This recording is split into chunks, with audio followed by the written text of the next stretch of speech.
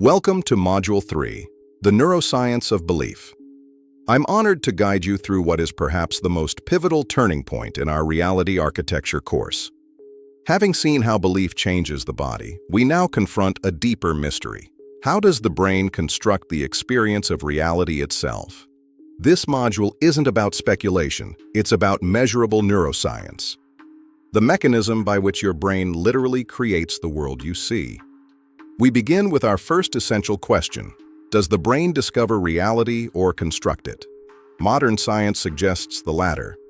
The predictive processing revolution, led by architects like Carl Friston and Anil Seth, reveals the brain as a controlled hallucination engine. Question 2. How do your beliefs, expectations, and assumptions literally shape what you perceive and experience?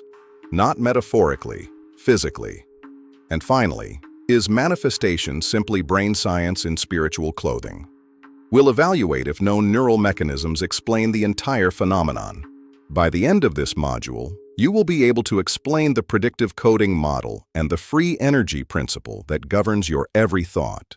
You'll master the function of the reticular activating system, the gatekeeper of your conscious awareness. We'll examine empirical evidence like the McGurk effect and inattentional blindness, proving that top-down predictions can override raw sensory data. And we'll explore neuroplasticity, how your brain physically reshapes itself through experience and vivid imagination. Let's dive deeper. Section 3 explores predictive processing. Under this model, your brain doesn't wait for data. It continuously guesses what's next. Carl Friston's free energy principle posits that the brain is an evidence-maximizing machine, always seeking to minimize surprise. As Anil Seth famously said, perception is a controlled hallucination. We don't see the world as it is, we see our brain's best guess. When your prior belief is strong, the brain assigns it high precision, effectively ignoring contradictory evidence from the senses. Then there's the reticular activating system, your reality filter. It processes 11 million bits of data per second, but lets only 50 through. When you set an intention, you're not creating opportunities out of thin air. You're reprogramming your RAS to finally notice the ones that were already there. Neuroplasticity proves the brain is a living work of art. Look at the landmark study of London taxi drivers, whose brains physically grew as they mastered the knowledge. Crucially for us, the brain does not clearly distinguish between a vividly imagined experience and a physical one. Imagination is a rewiring tool.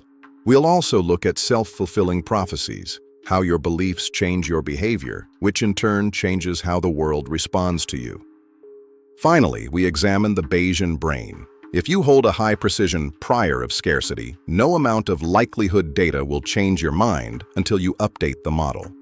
Whether manifestation is just neuroscience or something more is for you to decide. But one thing is certain, the neural evidence alone justifies transforming your relationship to belief. Get ready for the belief audit and the perception experiment. It's time to see how shifting your internal priors changes your experienced reality. Prepare yourself. The architecture of your reality is about to change.